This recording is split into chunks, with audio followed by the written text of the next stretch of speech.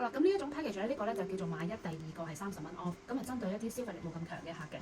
咁呢一個 package 咧又同呢一啲有啲咩唔同咧？就係呢一啲咧就係即係個 amount 睇落去會高啲啦。咁呢個 amount 睇落去會低啲。咁所以如果你見到啲客嘅消費力冇咁強咧，咁我哋反而會將呢一個會推佢做呢一個嚇。咁我哋睇睇下買一第二個30蚊 off 係只限於90分鐘嘅 facial，mini facial 係唔包括嘅嚇。點解咧？因為 mini facial 係98蚊，咁而家再嚟做30蚊 off 嘅話咧，咁就即係等於68蚊，咁個價錢就好低啦。咁所以咧，我哋呢一個 facial 咧就只係針對於90分鐘嘅 facial。For example，如果你第一個 facial 係做嘅係165蚊，咁然後你下一個 facial 買呢個 package 嘅話咧，你就只需要俾係135蚊，嚇咁你就會係變咗係2個 facial 嘅。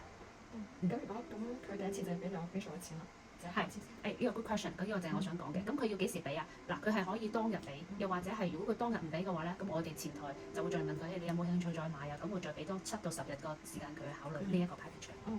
係啦，佢下一次再翻嚟嘅時候7到10日之內就可以攞到呢個30蚊。但係如果佢喺 facial 之前話我要買嘅話就唔得啦，只不過係佢今日做完之後嘅7日，我哋會信息俾佢嘅。咁如果佢買就買，唔買嘅話咧，佢下一次就過嚟會批正價。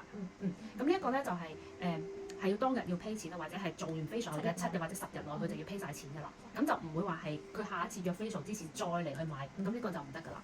因為你都已經係決定係啦，過咗嗰個時間。咁呢個咧亦係可以揀揀一件產品，sorry 係一件產品係免費嘅，咁你可以揀其中嘅一件，咁然後但係都係要收稅。咁呢個咧係冇過期嘅嚇。咁如果冇過期嘅話咧，咁呢個譬如話有啲客係唔中意過期，或者我真係嚟唔到嘅，咁我哋就會推呢一個俾佢嘅。OK， 明白㗎。OK， 明白。好，咁呢個咧就係呢個 package 嘅玩法啦。